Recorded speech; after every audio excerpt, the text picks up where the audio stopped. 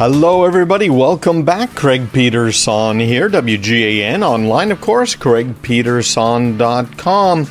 Hey, we're talking a lot about privacy this week and next week, and that's mainly because, well, it's in the news, and my wife and I have been working really hard on some materials that we're going to be providing you guys, but the only way you're going to get them is if you're on my mailing list, because otherwise you're not even going to find out about them. But step-by-step guides, the sort of things I usually do. There's kind of going a step beyond the special reports, and then we're going to have a little webinar on it as well.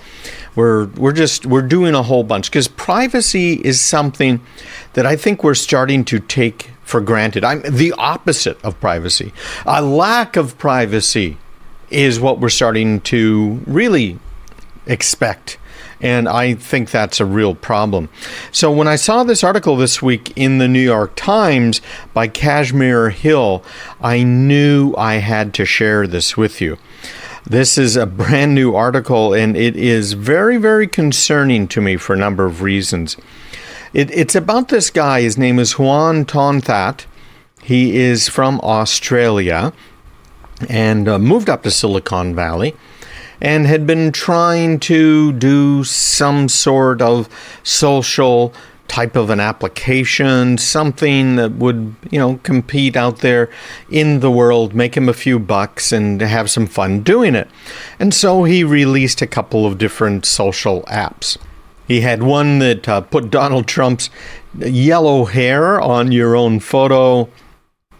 He had a couple of others that were kind of a photo sharing thing, and nothing was all that successful. So he decided he needed to do a little bit more research. And so he did. And he figured, maybe what we need here is something a little more that's going to help people recognize other people. So you meet someone, you have their picture, can I find that person? Just as an example. And in fact, he struggled for quite a while trying to figure out that this software that he had written, figure out how the heck they were going to market it. And, they went to a bunch of different people and tried to figure it out and get it all to work. So what he ended up doing was kind of like what Mark Zuckerberg did to start Facebook. He illegally crawled Facebook, YouTube, Venmo, millions of other websites, and grabbed photographs from them and recorded the URLs for those photographs. So it's too late for you if you have any photos anywhere online, basically, that he might have found, because we're talking about 3 billion images that are in his database. That is incredible. So he had one programmer write this scraper that went and stole all of these pictures. By the way, it is clearly against the terms of usage for Facebook, as well as YouTube, Twitter, Instagram, Venmo, to use these, to scrape the sites and to use these pictures for facial recognition. In fact, Twitter explicitly bans it. But, who cares, right? Kind of like Zuckerberg when he started Facebook, those allegations of how I think he even admits it, right? He stole the Harvard yearbook and grabbed all of these pictures and then had people rating each other, basically. Mostly guys rating girls, kind of a dating app sort of thing is kind of how it started out. So now he has found some investments, and it includes some serious money guys behind this whole thing. And it is one of those people is Peter Thiel, who is one of the people who sits on the board of directors of Facebook. So Facebook says, well, we're looking into him grabbing the photos off of Facebook. And I kind of wonder if anything's going to happen with Peter Thiel being in there on the board of directors as well. But here's how the software works. I don't know if you've seen facial recognition software before, but it basically looks at the difference, the distance between your eyes, your nose, your cheeks, different points on your face that are defined typically by bones, right? Obviously, the nose is mostly the cartilage that's given it its shape and its position. But it takes all of that and it basically draws lines. I'm sure you've seen this sort of thing before. So what he's done now is he's taken those more than 3 billion images and he's categorized them all by coming up with vectors and basically mathematical formulas describing every last one of those 3 billion faces. So he's trying to figure out, what can I now do with this database that I have? And he got some guys to help with some of the marketing. He got some people to go after a few different categories, industries. And he found that law enforcement was very interested in this. So let's talk about law enforcement for a minute and facial recognition technology, because law enforcement has legally been using facial recognition technology for 20 years. You watch one of these TV shows like the CSIs on television, which I don't like those shows because there's too many technical errors and it drives me crazy. You can't do that. That doesn't exist. That technology doesn't exist. But so that's why I don't watch them. A lot of people do. But you would know from that the government has their national crime information computer centers.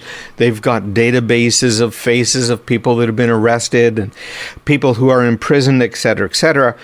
And the police can run your face through this database of people that they've had contact with before. Now, it's expanded. This has been for a good 20 years, but it's expanded more recently to include the databases of our DMVs, our motor vehicle, in other words, our driver's licenses on the state level, and they've pulled all of those in as well. Now, those photos have to be shot pretty much straight on, and when they are shot straight on, then the recognition software that the law enforcement personnel are using can kind of recognize that person and do matches and everything else. So it's been a great tool for a lot of years. One of the things law enforcement cannot do is collect data on everybody. So these databases that law enforcement have been using are rather limited. Now, I talked about this whole problem. Man, it's probably been 10 years ago when I first talked about it here on the radio. But the big problem I saw back then was that law enforcement was starting to use these public data aggregators. And I've had a few on the phone here before. I've done interviews with some of their CEOs and their technical people. But what these data aggregators do and what they are companies that take what's called open source information, as well as paid information. So open source information might be something like they scrape a website that is all of the property owners in a town, or they scrape a website that has other information, right? Almost everything. They might get feeds from companies like Equifax that are telling them about your credit rating and you did this and you bought that. They'll scrape UCC1 filings, a Secretary of State's office that'll say, yeah, he owns a brand new Ford Explorer, this model number, even license plate numbers they can get. So they'll pull all of this data together that they can get their hands on, and then they sell it. And you've seen ads, I'm sure, online, check yourself online, see what we know about you. And these are data aggregators that are selling this. And they're used by skip tracers, bounty hunters, law enforcement, all kinds of businesses to determine creditworthiness. They're even used to see if maybe you should or should not get a job. So it's kind of scary data, and when you look at it, and I've looked at mine before when I did these interviews, and I found that about a third to 2/3 of it was correct. Most of it was incorrect. In fact, we just had something happen. I was out at a wedding out west, and we were at this house, and there's a card when we got back from somebody selling insurance that was stuffed in the door handle.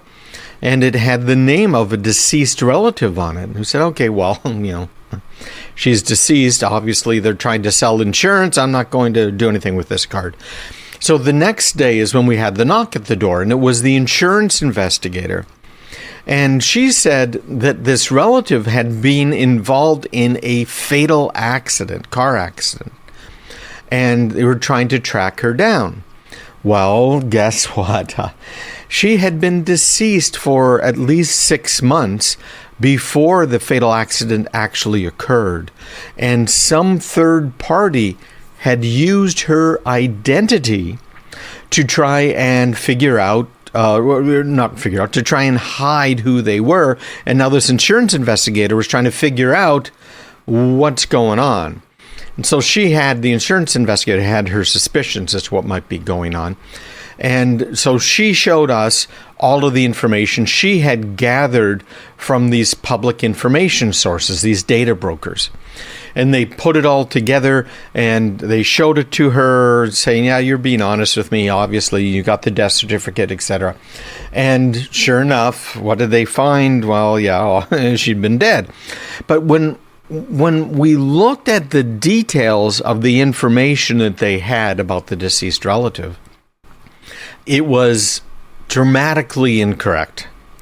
And it did show some associations, but it didn't show. There were people on there we'd never heard of before that were listed as relatives. And then they had relationships wrong. But it was a good place. It's something for that insurance investigator to start with, and worked really well.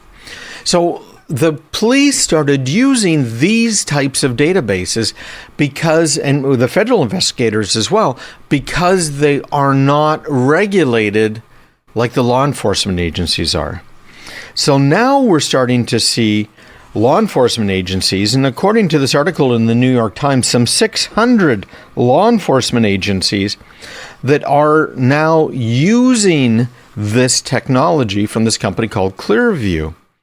And they have been able to solve some amazing crimes, things that have happened. They found a Good Samaritan. They found shoplifters. They found burglars, thieves, all kinds of things that they couldn't find before because these people had never been involved with law enforcement before. So, I don't know. What do you think? There's no limits on the type of data collection that can be done with this. And I think maybe we're all going to be in trouble here, because what happens when someone runs a picture, when they upload a picture on this? It becomes problematic here because these pictures are uploaded, they're kept by the company, and now you've got a blacklist of people that have had contact with law enforcement. What's going to happen when your employer sees that? Because this database is not showing perfect matches. By their own admission, at best, 70% of the time they come up with possible matches. Stick around. We'll be right back.